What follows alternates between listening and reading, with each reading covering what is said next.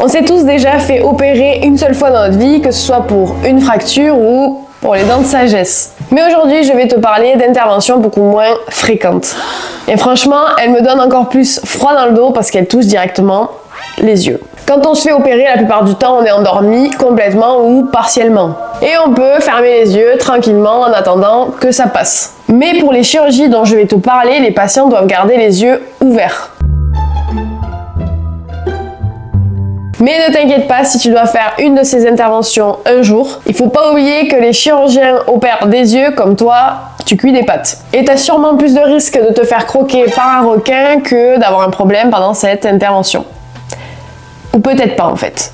Bref, j'espère que tu es bien accroché et que tu as pensé à t'abonner. Nous partons à la découverte de ces 4 types de chirurgie des yeux. Et reste vraiment jusqu'à la fin, la dernière est vraiment hardcore. On commence doucement pour s'échauffer avec une qui est très fréquente et c'est celle qui a le moins de risques, c'est l'injection intravitréenne. L'injection intravitréenne, ce n'est pas une chirurgie à proprement parler parce que, comme son nom l'indique, c'est une injection. Mais attention, pas n'importe laquelle. Cette injection est directement faite dans l'œil. Oui, avec une aiguille. Alors je te rassure, hein, tout est fait sous anesthésie de l'œil par collyre, donc tu sens absolument rien. Et en fonction de la méthode utilisée, il est aussi possible que tu ne vois rien pendant la procédure. Mais là où ça impressionne, c'est qu'on injecte directement des médicaments dans la cavité oculaire pour traiter des maladies comme la DMLA, qui veut dire dégénérescence maculaire liée à l'âge. Cette maladie attaque la macula, la partie centrale de la rétine qui te permet de voir les détails, ou même lire ou reconnaître un visage. L'injection utilise des anti-VEGF. En fait, ça te permet d'éviter la formation de vaisseaux sanguins anormaux qui pourraient t'abîmer ta vision. Bon, la bonne nouvelle, c'est que cette intervention est rapide, elle dure que quelques dizaines de minutes. Et les ophtalmologues en réalisent des dizaines chaque jour. Donc, chill. Bref, niveau stress, on est relativement sur quelque chose de soft. Voilà, mais avoue quand même que l'idée de l'aiguille, ça pique un peu quoi. Allez, on continue sur quelque chose d'un peu plus costaud qui est la chirurgie de la cataracte. Cette intervention consiste à retirer carrément ton cristallin, voilà, cette petite lentille jaune qui t'aide à accommoder et qui devient souvent opaque à cause de l'âge ou même des maladies. Résultat, c'est comme si ta vision était floue et que tu regardais à travers une vitre sale. Ce qui est pas trop pratique, parce que perso quand je conduis, je galère déjà quand la vitre est sale.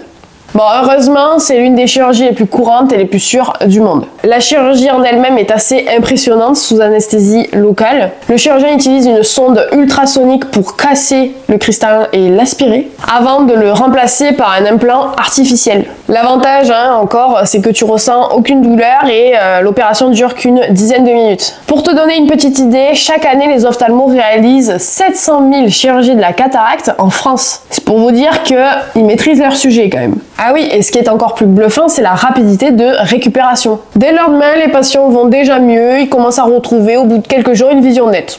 Voilà. Alors oui, se faire trifouiller l'œil, ça peut paraître angoissant, mais bon, ça fait quand même des miracles. On va pas marcher sur l'eau, mais on retrouve la vue quoi. Bon, maintenant qu'on s'est échauffé avec ces 2 interventions, on va passer à un niveau supérieur qui est la greffe de cornée. La cornée, c'est cette fine couche à la surface de ton œil, un peu comme une fenêtre qui laisse passer la lumière et qui protège ton œil. Mais parfois, cette fenêtre peut s'abîmer. Elle peut devenir opaque, se déformer ou même se perforer à cause d'une maladie comme le kératocone. Et là, pour restaurer la vision, il faut prélever une cornée saine sur un donneur. Bon, l'intervention peut se faire de différentes manières selon le problème. Soit on remplace toute la cornée, soit seulement des couches spécifiques. Pour ça, les ophtalmos utilisent des technologies ultra précises, comme le laser femtoseconde pour découper et ajuster facilement les tissus. Par contre, contrairement à la cataracte, là le risque de rejet est plus élevé, parce qu'on utilise quand même un tissu étranger, donc il y a quand même un risque de rejet. Les patients doivent donc suivre un traitement immunosuppresseur pour éviter que leur corps s'attaque à la cornée. Et niveau récupération, c'est assez long. En gros, rien ne va quoi. Non, je rigole. Quand même, la vision s'améliore au fur et à mesure sur plusieurs mois. Le seul problème, c'est que tu vas être sensible à la lumière. Alors oui, c'est une intervention plus lourde, mais elle peut littéralement transformer la vie des patients qui pensaient avoir une vue perdue à jamais. Et franchement, si tu es éligible à un don d'organes, pense à cocher la case cornée, ça peut faire des heureux. Et enfin, on arrive à la plus impressionnante de notre liste, la vitrectomie. Alors là, on passe vraiment à un niveau supérieur. Cette intervention est utilisée pour traiter des pathologies plus graves qui sont à l'intérieur de ton œil, comme un décollement de la rétine, une hémorragie du vitré ou même des complications liées au diabète. Mais c'est quoi le vitré?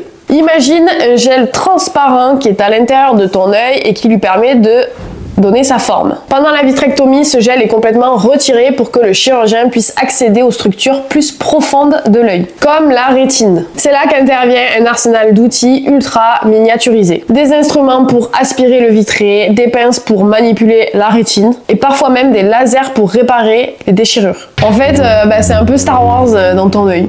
Le vitré est ensuite remplacé par une solution saline, une huile spéciale ou un gaz pour maintenir l'œil pendant qu'il guérit quoi. Par contre, niveau récupération, c'est assez long et il y a souvent des consignes super strictes à respecter, comme garder la tête dans une certaine position pendant plusieurs jours quoi. Et voilà, tu viens de découvrir les 4 interventions qui touchent de près ou de loin les yeux. Même si certaines semblent super impressionnantes, il faut retenir quand même que les ophtalmos, ce sont des chirurgiens hyper minutieux. Et en plus, ils permettent de restaurer la vue là où on pensait que c'était impossible. J'aimerais bien savoir quand même laquelle t'as trouvé la plus hardcore et du coup, n'hésite pas à me le dire en commentaire. Et si tu veux plus de contenu, n'hésite pas à t'abonner. Ciao!